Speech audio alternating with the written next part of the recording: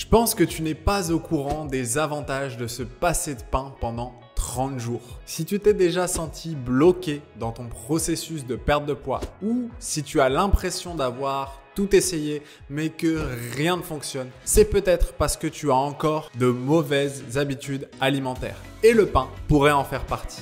Maintenant que tu sais ça, la question est de savoir est-ce que tu es prêt à relever le défi? Car renoncer au pain pendant un mois peut t'apporter de nombreux avantages. C'est un choix difficile qui pourrait t'amener une vie plus facile. Tu vas voir que c'est une excellente façon de réinitialiser tes mauvaises habitudes alimentaires et de te concentrer sur des aliments entiers et non transformés.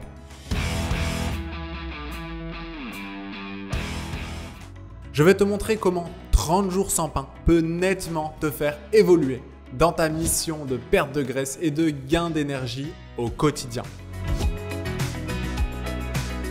Lorsque tu manges du pain, ton corps le digère et le transforme en glucose, ce qui augmente ton taux de sucre dans le sang. Lorsque ta glycémie est élevée, l'organisme produit de l'insuline pour la faire baisser. Mais l'insuline est également une hormone qui incite l'organisme à stocker les graisses. Alors, lorsque tu manges constamment du pain et d'autres aliments riches en glucides, ton corps produit constamment de l'insuline et stocke l'énergie sous forme de graisse. Par contre, à l'inverse, lorsque tu supprimes le pain, ta glycémie reste plus stable et ton organisme produit moins d'insuline. Supprimer le pain pourrait donc t'aider à perdre du poids à condition que tu ne te rattrapes pas sur les gâteaux.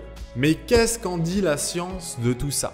Eh bien, il y a une étude publiée dans l'American Journal of Clinical Nutrition qui a montré que lorsque les participants supprimaient le pain et d'autres aliments riches en glucides, ils perdaient en moyenne 2,3 kg en 6 mois, sans modifier leur régime alimentaire ou leurs habitudes en matière d'exercice physique. C'est assez clair, supprimer le pain pendant 30 jours peut être un moyen efficace de relancer la perte de poids en stabilisant la glycémie et en réduisant la production d'insuline. Et si tu es diabétique de type 2, alors cela pourrait contribuer activement à resensibiliser ton corps à l'insuline, comme l'ont déjà vécu plusieurs papas in shape en perdant du gras.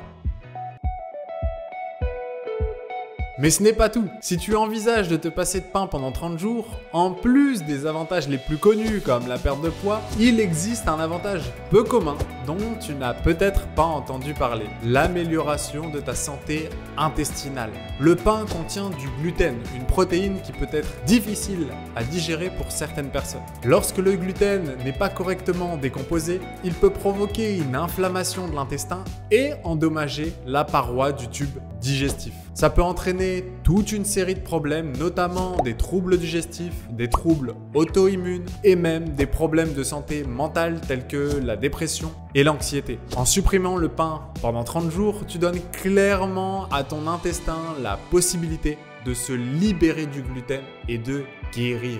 Et les données scientifiques le confirment. Une étude publiée dans la revue Nutrients a montré que lorsque des participants atteints du syndrome du côlon irritable, SCI, supprimaient le gluten pendant 4 semaines, leurs symptômes s'améliorent de manière significative.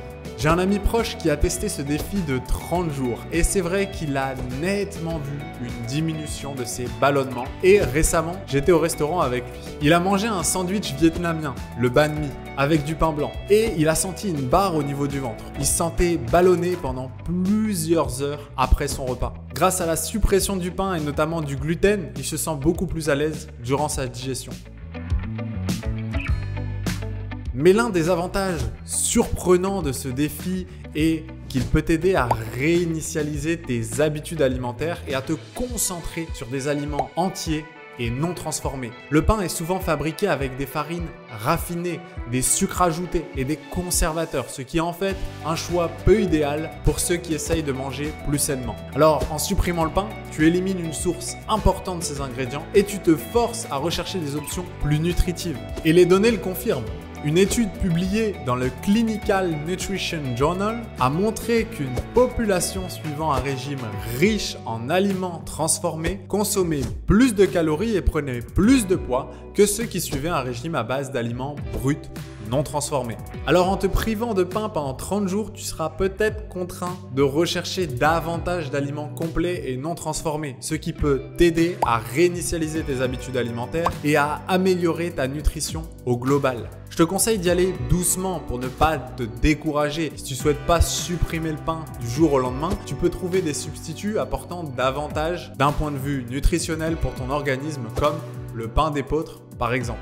Maintenant que tu connais les avantages de te passer de pain pendant 30 jours, je vais te donner quelques recommandations. Il est recommandé de faire attention à tes choix alimentaires et à la taille de tes portions. Alors sois attentif aux signaux que t'envoie ton corps et mange lorsque tu as faim et non lorsque tu t'ennuies ou que tu es stressé. N'oublie pas qu'une perte de poids durable ne consiste pas à te priver des aliments que tu aimes, mais à faire des choix plus sains et à trouver un équilibre qui te convient. Si tu souhaites en savoir plus sur notre accompagnement, tu peux voir dans cette vidéo les changements durables qu'ont réussi à adopter nos coachés pour améliorer leur niveau de vie grâce à une perte de poids, un gain de masse musculaire ou tout simplement une augmentation de leur bien-être au quotidien.